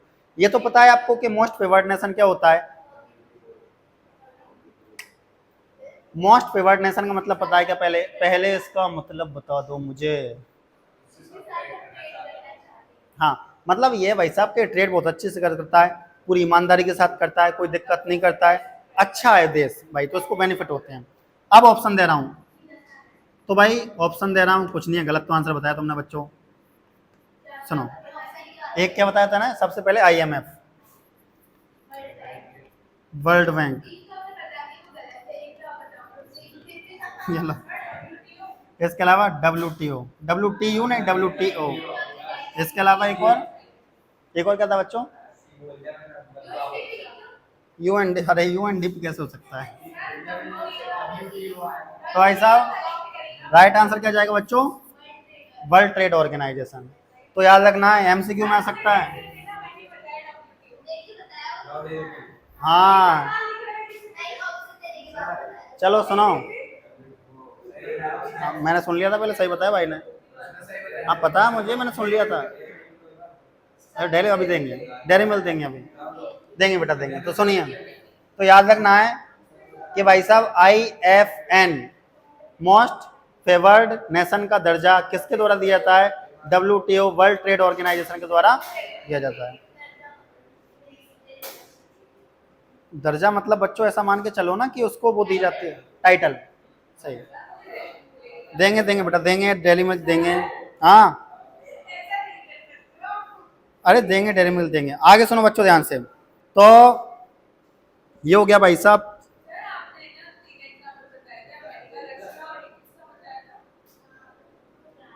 ऑस्ट्रेलिया बताया था। ऑस्ट्रेलिया से हम कोयला इंपोर्ट करते हैं, कोयला। केस ऑफ फ्री ट्रेड को भी कंप्लीट कर लें बच्चों, केस ऑफ फ्री ट्रेड इसको भी कंप्लीट कर लेते हैं। चलो केस ऑफ फ्री ट्रेड इसको भी कंप्लीट कर लेते हैं, छोटू सा टॉपिक है, सुनो। केस ऑफ फ्री ट्रेड की अगर अपन बात करें बच्चों, ध्यान से देखना, the act of opening of economies for trading is known as free trade और ट्रेड लिबरलाइजेशन। सबसे बढ़िया टॉपिक है बच्चों, सिंपल टॉपिक है, शानदार सा, सुनो ध्यान से। वैसे इसलिए बोल रहा हूं ताकि तुम और पढ़ सको। सुनो, अगर अपन बात करें, the act of opening of economies for trading is known as free trade और ट्रेड लिबरलाइजेशन। कि भाई साहब फ्री ट्रेड क्या होता है, फ्री ट्रेड या ट्रेड लिबरलाइजेशन क्या है? तो सिंपल बात याद रखनी है बेटा कि जब ट्रेड पर लगने वाले टैरिफ्स को कम कर दिया जाता है तो इसी को क्या बोलते हैं बेटा? फ्री ट्रेड बोलते हैं। क्या बोलते हैं? उसने कम किया था, उसने तो लगाया था।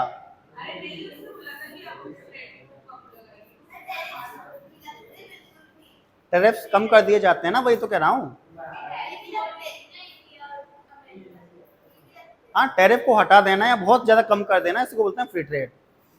हाँ, या ट्रेड लिबरलाइजेशन भी बोलते हैं बच्चों को। क्या बोलते हैं? ट्रेड लिबरलाइजेशन ही बोलते हैं। सुनो ध्यान से, अगर अपन बात करें फ्री ट्रेड का मतलब क्या है, तो फ्री ट्रेड का मतलब सिंपल सा है, ट्रेड पर लगने वाले टैरिफ मतलब टैक्स को क्या कर देना, बिल्कुल कम कर देना या खत्म कर देना, इसी को बोलते हैं बेटा फ्री ट्रेड। इसी को क्या बोलते हैं?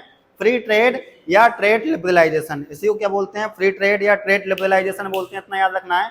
अगर अपन बात करें, चलो एक क्वेश्चन बताओ, फिर ज्यादा ही बोल रहे हो ना तुम मेरे से, बताओ इंडिया में या इंडिया ने 19 गलत, इंडिया ने कब फ्री ट्रेड, क्या?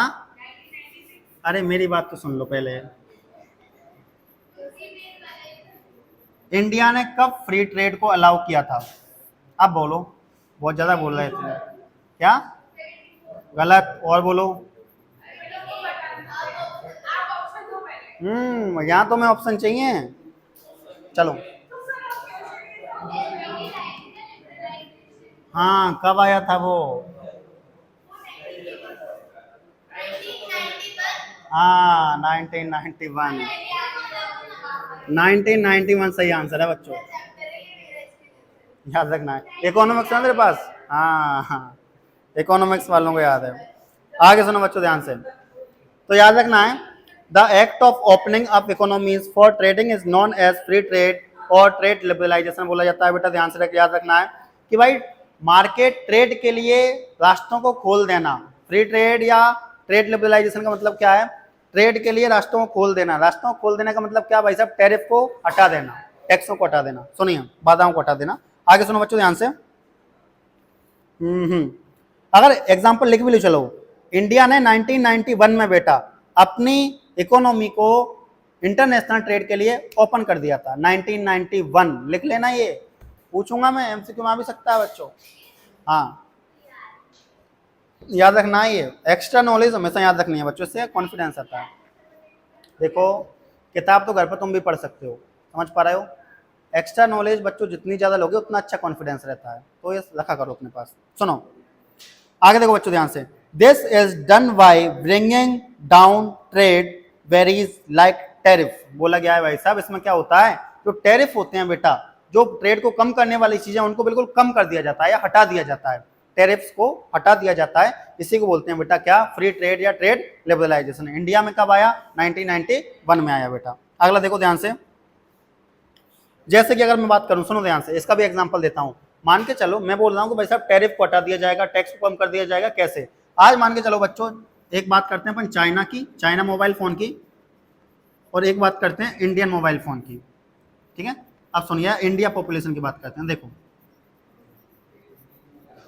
सुनो, चाइना से इंडिया में जो भी मोबाइल फोन आते हैं बेटा, उन पर हम यहाँ पर अपनी बॉर्डर पर टैक्स लगाते हैं। क्या लगाते हैं बेटा, टैक्स लगाते हैं।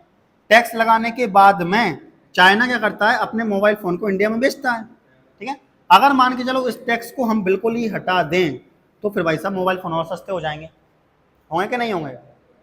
ऑब्वियसली बात है ना, क्योंकि चाइना भाई साहब पैसा देना नहीं पड़ता उसको। अब टैक्स अगर लगा हुआ है ज्यादा तो पैसा ज्यादा देना पड़ रहा है, तो प्राइस भी ज्यादा बढ़ा देगा, ऐसे करके। पर अपने आप फ्री ट्रेड है, टेंशन नहीं लेना है। हाँ, पर कुछ ना कुछ टैक्स हमने लगा रखे हैं, बॉर्डर टैक्स बोलते हैं उनको, इंटरनेशनल टैक्स बोल सकते हो, बॉर्डर पर लगने वाले। 1991 में स्टार्ट हो गया था जब से, क्योंकि देखो फ्री ट्रेड होना, हाँ। अब बच्चों देखो दिक्कत अपने पास ये आ रही है, पॉपुलेशन इतनी ज्यादा है और सारी जनसंख्या को चाहिए सस्ता सामान। भाई सस्ती टेक्नोलॉजी चाहिए, सस्ती कमोडिटीज चाहिए, उस वजह से लोग सब क्या कर रहे होते हैं भाई साहब, जो सस्ती चीजें मिल रही हैं, चाहे वो चाइना की हो, अमेरिका की हो, कहीं की भी हो, हम उनको इम्पोर्ट कर रहे हैं, मिडिल क्लास आदमी।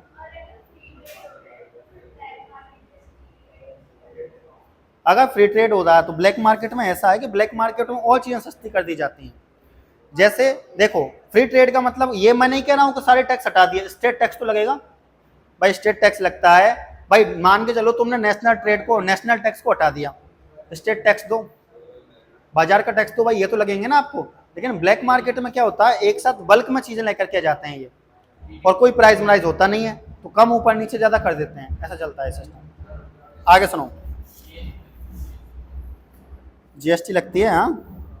आगे देखना बेटा ध्यान से, trade liberalisation allow goods and services from everywhere to compete with domestic product and services. बोला गया है बेटा ध्यान से देखना, कि ट्रेड लिबरलाइजेशन जो है मतलब फ्री ट्रेड जो है बेटा, वो अलो करता है गुड्स एंड सर्विसेज को फ्रॉम एवरीवेयर, दोनों तरफ या सभी जगह पर, टू compete, कि वो क्या कर सकें, एक दूसरे से compete कर सकें with domestic products and service. देखो अगर मान के चलो आज फ्री ट्रेड है, चाइना के साथ मान के चलो हमारा फ्री ट्रेड हो रहा है, तो चाइना के जितने भी प्रोडक्ट्स या कमोडिटीज हैं वो compete करेंगे हमारे प्रोडक्ट और कमोडिटीज से।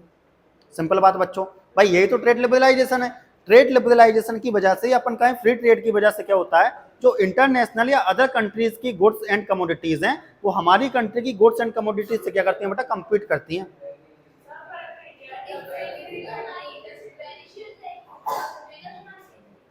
आज जैसे कि देखो मैं आपको बताऊं, सैमसंग, एप्पल, ये सब अदर कंट्रीज की क्या है, कंपनियां हैं। हमारे यहाँ की माइक्रोमैक्स है भाई साहब, लावा है हमारे यहाँ का, लावा है, माइक्रोमैक्स है। तो हमारे यहाँ के लावा फोन को और माइक्रोमैक्स के फोन को, मान के चलो कि ये लावा का फोन है और ये माइक्रोमैक्स का फोन है, अब इन दोनों को compete करना पड़ेगा किसके साथ, सैमसंग के साथ एंड आईफोन के साथ में।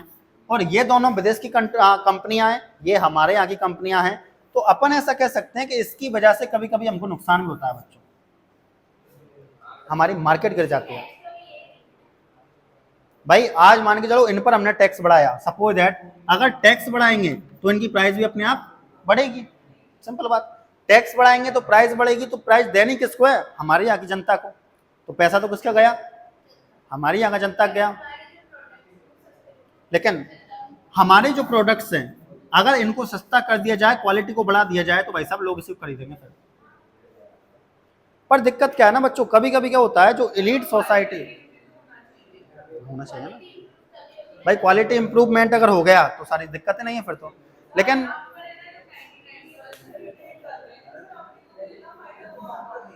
कैसे नहीं होगा आज, अरे पागल ही हो गए हो क्या? आज अगर मान के चलो मैं आपसे बात बताऊं बच्चों, कोई भी ट्रेड चाहे फ्री ट्रेड हो रहा है लेकिन वो आ तो यहीं पर आए, कंपनी वगैरह यहीं पर तो स्टेब्लिश हो रही है उसकी, तो कंपनी स्टेब्लिश होगी तो रोजगार मिलेगा या नहीं मिलेगा? मिलेगा, इस ऑब्वियसली बात है। डिपेंड करता है अदर कंट्रीज पर, दूसरी वाली कंट्री पर। अगर वो टैक्स लगाएगा तो टैक्स लगेगा, नहीं लगाएगा तो नहीं लगेगा। अगर टैक्स लगाएगा तो हम ट्रेड कम कर देंगे उसके साथ में, टैक्स नहीं लगाएगा तो ट्रेड जारी रखेंगे हम उसके साथ में, ऐसा होता है। आगे देखो, तो याद रखना, ये एग्जाम्पल याद रख लेना, लावा और माइक्रोमैक्स का और सैमसंग और एप्पल का, ये भी एग्जाम्पल निकाला था मैंने आपके लिए। आगे सुनो बच्चों ध्यान से, ग्लोबलाइजेशन ऑफ ट्रेड या ग्लोबलाइजेशन एंड फ्री ट्रेड। आगे देखो, तो globalisation along with free trade can adversely affect the economies of developing countries. बोला गया है बेटा, जो ग्लोबलाइजेशन होता है फ्री ट्रेड के साथ में, वो डेवलपिंग कंट्रीज की इकोनॉमी को क्या करता है, सबसे ज्यादा प्रभावित करता है। आगे देखना बच्चों ध्यान से, Why not giving equal playing field by imposing condition which are unfavorable। देखो बोला गया है कि भाई जो डेवलपिंग कंट्रीज होती हैं बेटा, इन डेवलपिंग कंट्रीज को ये बोला गया है कि कभी कभी ग्लोबलाइजेशन के तौर पर पूरे वर्ल्ड लेवल पर उतना ज्यादा मौका नहीं दिया जाता है फ्री ट्रेड का, उस वजह से ग्लोबलाइजेशन ऑफ फ्री ट्रेड क्या करता है, इकोनॉमीज को सबसे ज्यादा इफेक्ट करता है। कंप्लीट मत आओ यहां तक, चलो अगला। हाँ, एक पॉइंट और है बच्चों, ये और पढ़ लेते हैं, एक नहीं दो तीन और है, सुनो। With the development of transport and communication system. अब ध्यान से देखना, बिल्कुल आवाज नहीं बच्चों, आवाज तो तुम कर ही नहीं रहे हो, पर मैं क्यों बोल रहा हूँ?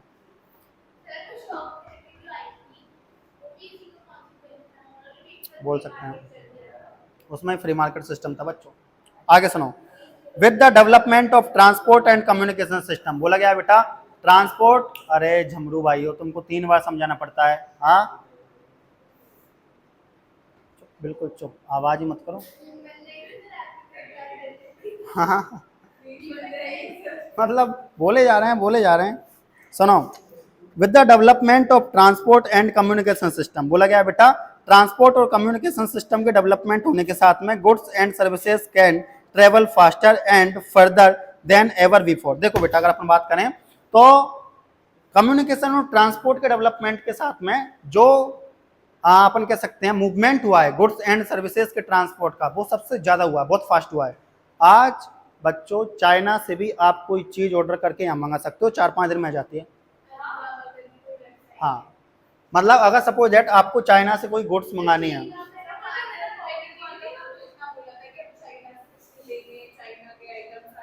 नहीं देखो लड़ाइयाँ, देखो बच्चों वर्ल्ड पॉलिटिक्स में क्या होता है, झगड़ा होता है फिर सुलझ जाता है, फिर झगड़ा होता है फिर सुलझ जाता है। भाई पाकिस्तान ने, चाइना ने हमारे साथ कितना बुरा किया, फिर भी हम कुछ कर तो नहीं रहे हैं, समझा ही रहे हैं बार बार कि भाई साहब ऐसा करो, ऐसा मत करो, ऐसा करो, ऐसा मत करो। तो ये वर्ल्ड पॉलिटिक्स है बच्चों, वर्ल्ड पॉलिटिक्स में ऐसा होता है बच्चों, ठीक है।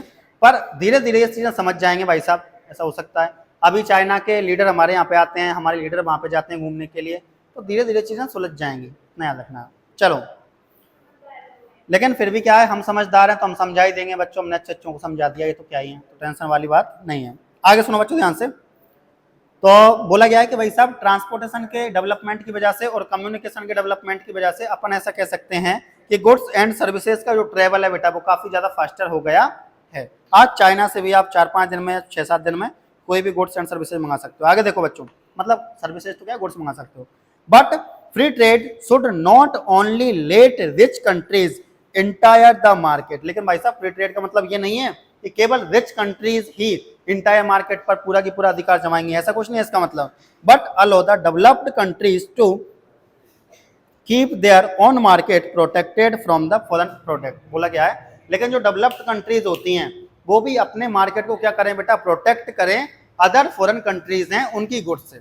जैसे कि देखो, अगर मान के चलो आज कोई डेवलप्ड कंट्री है बेटा, उस डेवलप्ड कंट्री में मान के चलो अपने कमोडिटीज को या अपन कहें अपनी गुड्स वगैरह को ज्यादा बेचा जा रहा है, ज्यादा एक्सपोर्ट किया जा रहा है, तो वहां की कमोडिटीज की वैल्यू कम हो जाएगी। होगी कि नहीं होगी? होगी, ऑब्वियसली बात है। तो नुकसान किसका? उसी का। तो जो डेवलप्ड कंट्रीज हैं उनको अपने मार्केट पर कंट्रोल करना भी जरूरी है बच्चों, ऐसा है। आगे देखो बच्चों, एक और वर्ड आया बेटा इसमें, डंप्ड गुड्स। ये सब जानते हो आप अभी मेला लगने वाला है बेटा जिसमें 100 रुपए में शर्ट, 20 रुपए में शर्ट, 30 रुपए में, क्या बोलते हैं? हाँ बोल सकते हैं, ठीक है। तो भाई साहब अभी मेला लगने वाला है, सारे के सारे सस्ते कपड़े आपको मिलने वाले हैं, सस्ती कमोडिटीज आपको मिलने वाली हैं। तो सुनो बच्चों ध्यान से सुनो, क्या तो अभी मेला लगेगा ना, वो कपड़ों का एक सर्दियों वाला मेला आता है ना बच्चों, वो वाला। सुनो, मेगा ट्रेड फेयर। हाँ सुनो सुनो, आगे देखो बच्चों, countries also need to be continue question cautious about dump goods. बोला गया है countries also need to be cautious about dump goods. बोला गया है बेटा कि देखो बहुत मतलब कह सकते हैं देशों को डंप्स डंप्स गुड्स जो होती हैं कुल मिलाकर के अपन कह सकते हैं बहुत सस्ती कीमतों पर मिलने वाली वस्तुएं। डंप गुड्स क्या होती हैं? तो बहुत सस्ती कीमतों पर मिलने वाली वस्तुओं को डंप गुड्स कहा जाता है, इतना याद रखना है। इन सबसे कंट्रीज को क्या करना चाहिए बेटा? कॉशियस रहना चाहिए, कुल मिलाकर सावधान रहना चाहिए। क्या रहना चाहिए बेटा? सावधान रहना चाहिए। तो जितनी भी कंट्रीज हैं उन सब कंट्रीज को जो डंप गुड्स हैं उनसे सावधान रहना चाहिए, कॉशियस रहना चाहिए, इतना याद रखना है। कॉशियस क्या बोलेंगे इसको अपन? Cautious cautious, okay.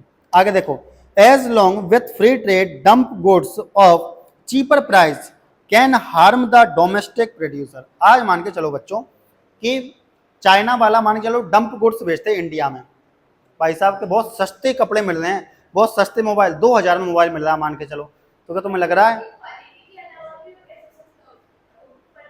करते हैं बच्चों, पर्पस होता है, पर्पस अभी आएगा, इसमें लाइन भी आएगी। पर्पस ये होता है कि ये क्या करते हैं, हमारे यहाँ की कंट्री, हमारे यहाँ की इंडस्ट्री गिराना चाहते हैं ये। आज मान के चलो कि स्टार्टिंग में जैसे जियो वाला आया भाई साहब, सिम स्टार्टिंग में फ्री था बच्चों, मामला था कि नहीं था? बाद में भाई साहब अब देख लो तुम, जियो के रिचार्ज बढ़े कि नहीं बढ़े? बढ़ते हैं बच्चों। हाँ, मार्केट स्ट्रेटेजी है बच्चों ये, इसे मार्केट स्ट्रेटेजी बोलते हैं। एयरटेल फाइबर लगवाओ यार, मैंने भी एयरटेल लगवा रखा है बच्चों। तो अगर अपन बात करें बच्चों तो ये सब स्ट्रेटेजी हैं। आज मान के चलो डंप गुड्स बेच दे चाइना के भाई साहब, अमेरिका आप इंडिया में जाकर के बिल्कुल सस्ती गुड्स बेचो, तो फायदा किसको है? हमारे लिए सर्टेन टाइम पीरियड के लिए फायदा है। हाँ हाँ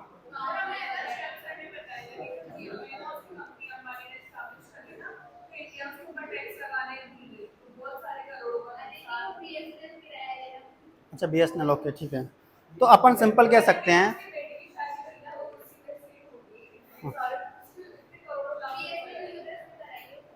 कोई ना, तो याद रखना है कि अगर डंप गुड्स बेटा जो हैं, डंप गुड्स मतलब सस्ती कमोडिटीज या सस्ती गुड्स वगैरह किसी कंट्री में बेची जाती हैं, तो ये डंप गुड्स वहाँ के डोमेस्टिक जो प्रोड्यूसर हैं उनके लिए हानिकारक होती हैं। सिंपल बात इतना याद रखना है, क्योंकि भाई साहब अगर सस्ती चीजें बेची जा रही हैं तो बाकी डोमेस्टिक प्रोड्यूसर से चीजें कौन खरीदेगा? क्यों खरीदेंगे भाई? सस्ती खरीदेंगे हम, ऐसा करके कहते हैं लोग। आगे सुनो बच्चों ध्यान से,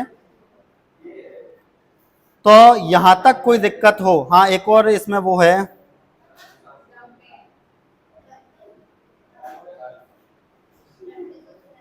सुनो डंपिंग क्या होता है, सुनो बच्चों ध्यान से। The practice of selling a commodity, अरे आवाज तो करोगे ही सही। द प्रैक्टिस ऑफ सेलिंग, अभी चुप बिल्कुल बच्चों, 2-3 लाइनों पर लेने दो। The practice of selling a commodity in two countries, के देखो बेटा जब दो देशों के बीच में सेलिंग की जाती है, मतलब चीजों को बेचा जाता है एट अ प्राइस, एक प्राइस पर, एक कम प्राइस पर, that differ for reasons not related to cost is called dumping. तो फिर अपन कह सकते हैं बेटा उन क्षेत्रों में जो ये प्राइस है वो उसकी कॉस्ट से जुड़ा नहीं होता। किससे जुड़ा नहीं होता? कॉस्ट से। यहाँ पे एग्जांपल सेट होता है अमेरिका का, कभी अब सॉरी अमेरिका, चाइना का। मान के चलो आज चाइना वाला अपने यहाँ के जो उसके यहाँ जो मोबाइल बना वो मान के चलो 15,000 की लागत लगी। सपोज दैट चाइना में बनने वाला मोबाइल की लागत कितनी लगी? 15,000 लगी। चाइना उस मोबाइल को इंडिया में आकर के बेच रहा भाई साहब, आना ना 14,000 में बेच रहा, मान के चलो। घाटा किसको? चाइना को। लिमिटेड टाइम पीरियड तक घाटा है बच्चों। जब यहाँ के लोगों को चाइना के प्रोडक्ट की आदत पड़ जाएगी तो चाइना अपने प्रोडक्ट को बड़ा करके बेचेगा। फिर ये मार्केट स्ट्रेटेजी है बच्चों, ऐसा होता है, बिजनेस माइंड वाला मामला। कि भाई अगर मान के चलो आपको प्रॉफिटेबल बिजनेस करना है तो पहले चीजों को कम, होगा ही सही, कभी ना कभी तो होगा बच्चों, ठीक है।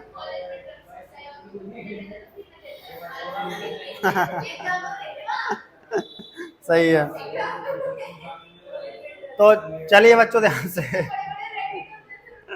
तो चलिए बच्चों ध्यान से, तो याद रखना है कि भाई साहब ये क्या है, अपन ऐसा कह सकते हैं कि डंपिंग है। अरे बस एक डेफिनेशन और, भानु प्रताप एक डेफिनेशन और सुन ले।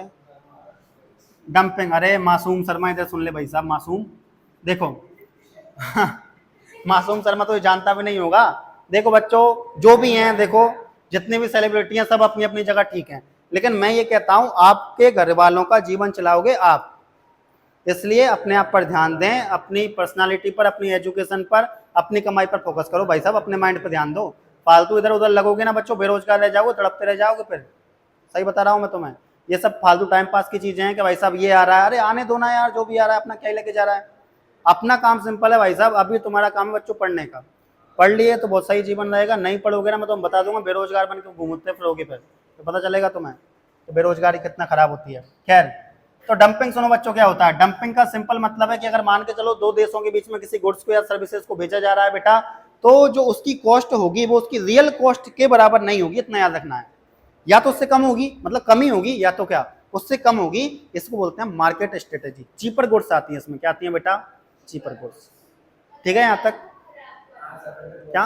अगर खराब क्वालिटी के तो हम नहीं खरीदेंगे भाई, खराब क्वालिटी तो नहीं खरीदेंगे हम, ठीक है। तो ऐसा करके,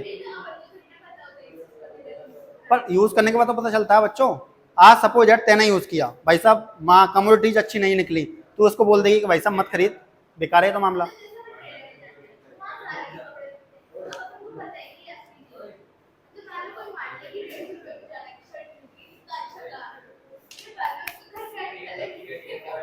तो फिर क्या होता है, नेक्स्ट ईयर जब मेला लगेगा फिर नहीं खरीदेंगे अपन, तो हमको एक्सपीरियंस मिलते जाते हैं बच्चों, ऐसा कहते हैं।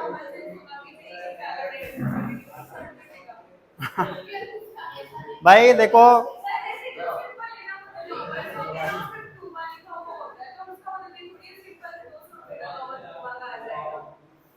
देखो ऐसा कहते हैं खराब अनुभव जो होता है भाई, खराब अनुभव जो होता है बेटा वो अच्छे जीवन की क्या है, नींव डालता है।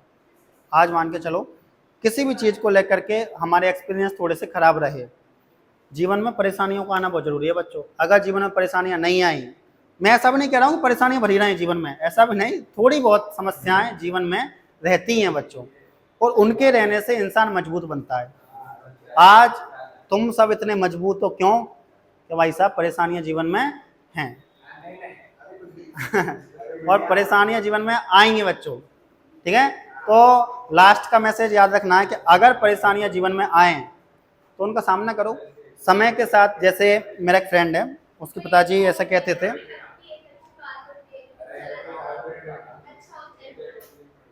बोल सकते हैं।